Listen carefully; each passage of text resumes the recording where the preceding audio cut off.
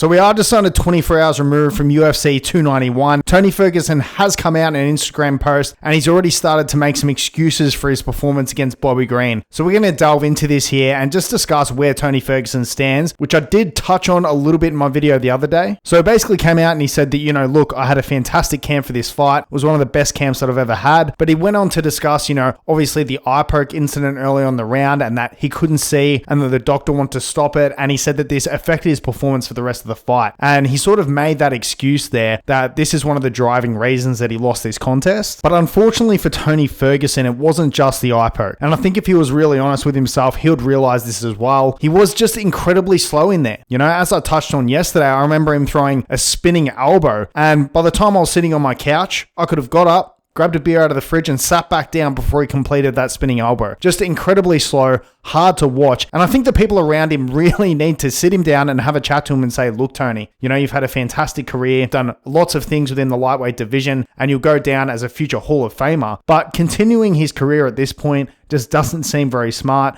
And I think the people around him who really care about him need to sit him down and discuss it. This goes into some other issues with Tony Ferguson because, as we know, he did have a DUI incident where he flipped his car. He's not the most stable person mentally, so I do wonder what it's going to do to his mental state when he's no longer fighting, when he doesn't have that positive mental health outlet that he's had throughout many years throughout his life so far. I do worry for Tony Ferguson, similar to BJ Penn. Tony Ferguson is on a similar trajectory to BJ Penn in the fact that he's sort of gone off the rails, lost a lot of his fights, lost basically all of his fights in the latter half of his career. And unfortunately for us, Tony Ferguson is on a similar path. Seems to be in complete denial about his skill sets and where he sits in the UFC in the lightweight division. And is sort of denying the fact and in denial about he's aging now. He's an old man. He's almost 40 years of age. Now, in the game of fighting and in the lightweight division, he's old. It's very rare for fighters to be fighting up until 40 years of age within the lightweight division. I mean, as you go into the heavier weight divisions, it sort of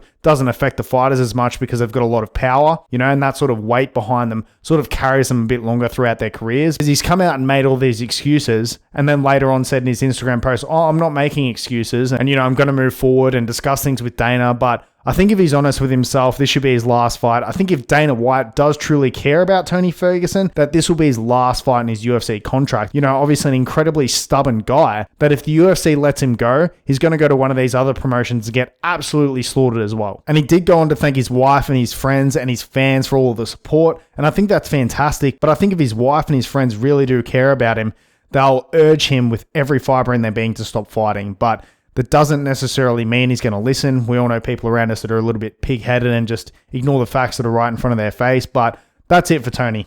He's done. That's why I couldn't pick him for this contest. And I released a video before the event discussing Tony Ferguson's decline and how I don't think he's going to get a win over Bobby Green. Now, not only has he lost his last 6 in a row, but every fighter has been less of a caliber of competition for Tony. So it's not like he's still fighting the best of the best, right?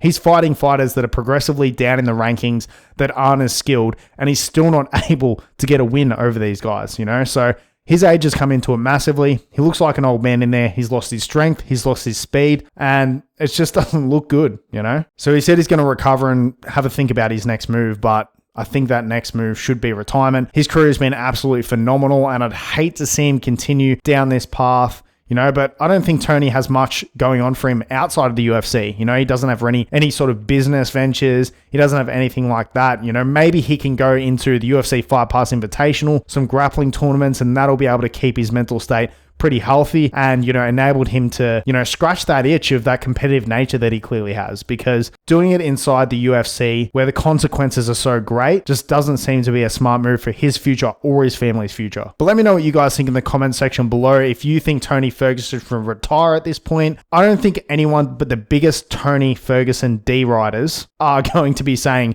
that, Tony should keep fighting and, he was doing really well up until that eye poke. That's just absolute baloney. He never looked it in this fight. He looked a shell of his former self, and unless you're the biggest Tony D rider on the planet, you're going to probably agree with that. But let me know what you guys think in the comment section below regardless. And if you do like the content, feel free to subscribe if you are interested in the latest news. But thanks very much for tuning in, everyone, and I'll catch you all later.